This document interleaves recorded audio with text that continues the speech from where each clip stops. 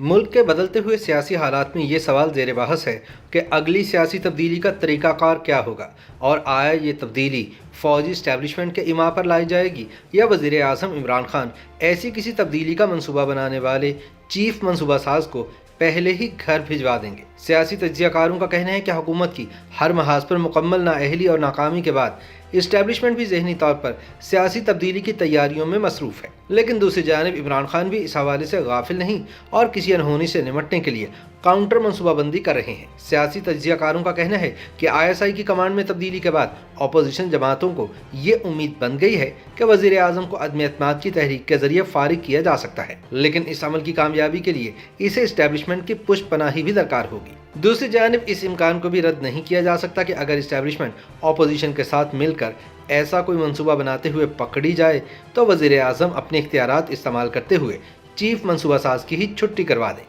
ایسے سیاسی امکانات کا تجزیہ کرتے ہوئے معروف صحافی رضا رومی کہتے ہیں کہ موجودہ حکومت کو ایک سویلین حکومت کہنا مناسب نہیں ہوگا، کیونکہ یہ ایک نیم سویلین اور نیم فوجی سیٹ اپ ہے جس کی داغ بیل سن 2014 میں ہی رکھی جا چکی تھی۔ اس منصوبے کو عملی جامہ پہنانے کے لیے بہت سے جتن کیے گئے، جن کا خمیازہ آج پاکستان کے 22 کروڑ عوام بھگت رہے ہیں۔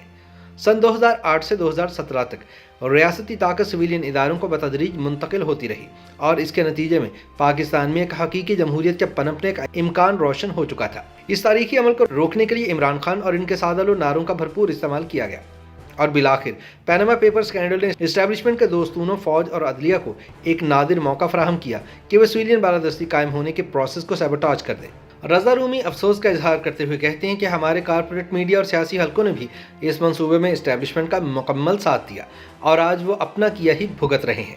اشرافیہ اور اس میں شامل طبقات کے ساتھ آج جو بھی ہو رہا ہے وہ اپنی جگہ، لیکن قانون کی بالادستی اور شہری آزادیوں پر جو قدغنیں عائد کی گئی ہیں ان کی نظیر نہیں ملتی۔ مارشل لاء ادوار میں تو پارلیمنٹ کو بے توقیر کرنا اور سینسرشپ کو فروغ دینا قابل فہم تھا، لیکن ایک نیم سویلین حکومت کی آڑ میں یہ سب کچھ کرنے کا تجربہ حالیہ تاریخ میں ایک نئی روایت ہے، جس کو بدلنے میں شاید ایک دہائی سے زیادہ کا عرصہ لگ سکتا ہے۔ بقول رضا رومی اس طرح کے غیر فطری اور انجینئر نظام زیادہ دیر چل نہیں پاتے، کیونکہ ان کی عوامی ساکھ پر مستقل سواری نشان موجود رہتا ہے۔ مارشل لاء کے ادوار میں یہ کام نسبتاً آسان ہوتا ہے، اور عوام نے اس کو 4 مرتبہ چاروں ناچار تسلیم بھی کیا ہے۔ یہی وجہ ہے کہ اب ریاست کے 2 بڑے ستون بھی بادل ناخواستہ تسلیم کر رہے ہیں کہ اس ہائیبرڈ نظام کو ایک نئی شکل دینا لازم ہو گیا ہے۔ اس کی بنیادی وجہ یہ ہے کہ عدلیہ اور فوج دونوں کی ساکھ روز بروز پامال ہوتی چلی جا رہی ہے۔ اس وقت تک عدلیہ کے کیے گئے فیصلوں پر نہ صرف شدید تنقید ہو رہی ہے، بلکہ سسٹم کے اندر سے ہی آوازیں اٹھ چکی ہیں جن سے ایک آزاد عدلیہ کا بھرم رکھنا ناممکن ہو گیا ہے۔ جسٹس شوکت عزیز صدیقی اور جسٹس قاضی فائز عیسیٰ کے فیصلے اور بیانات ایک گواہی بن چکے ہیں، اور مستقبل کے مورخ کے لیے بہت سارا مواد بھی پیش کر چکے ہیں جس کو جھٹلانا اب ناممکن ہو گیا ہے۔ رضا رومی کہتے ہیں کہ اسی طرح ISI کے نئے سربراہ کی تقرری کے دوران وزیر اعظم اور آرمی چیف کے درمیان تناؤ نے بھی واضح کر دیا ہے کہ کس طرح پاکستان کی قومی سلامتی کا ضامن ادارہ بھی سیاسی تبادلوں اور تقرریوں کی زد میں ہے۔ ہماری عدلیہ تو کبھی بھی آزاد نہیں رہی، لیکن افواج پاکستان نے کبھی اپنے اندرونی نظم و ضبط پر آنچ نہیں آنے دی۔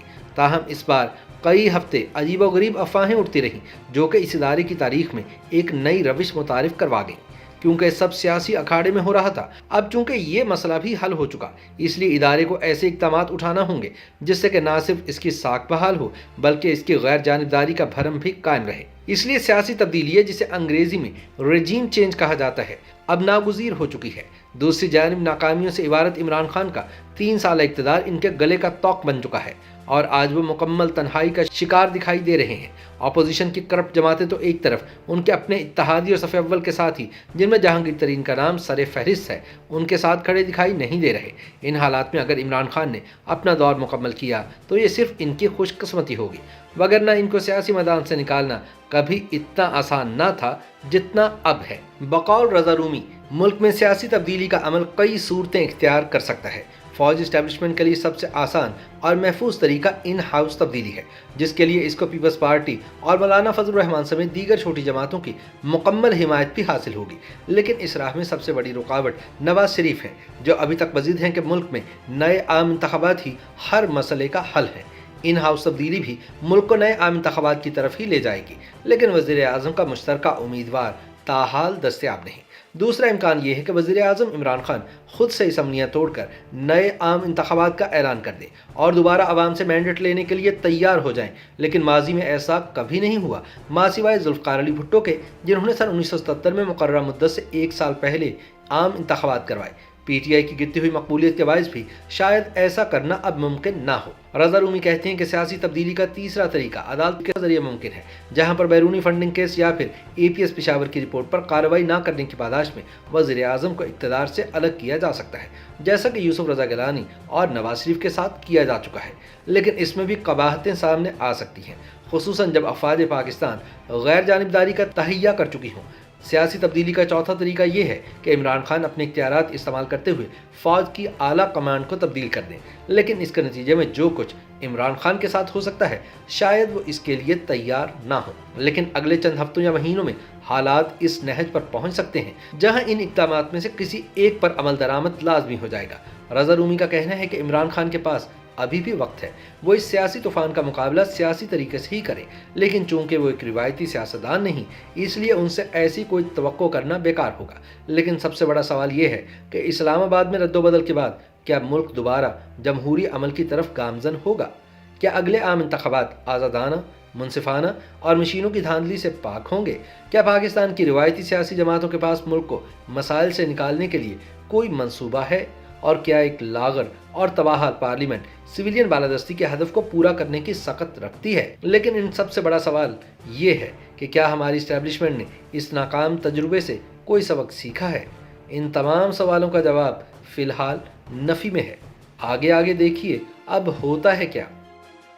YouTube पर गूगली न्यूज देखने के लिए youtube.com की सर्च बार में गूगली न्यूज TV टाइप करें। गूगली न्यूज के पेज पर सुर्ख रंग के सब्सक्रिप्शन वाले बटन पर क्लिक करना ना भूलिए। YouTube पेज पर अपलोड होने वाली वीडियोस से बाखबर रहने के लिए बेल आइकन पर क्लिक कीजिए। आपको हर नई वीडियो के बारे में नोटिफिकेशन मौसूल हो जाएगा।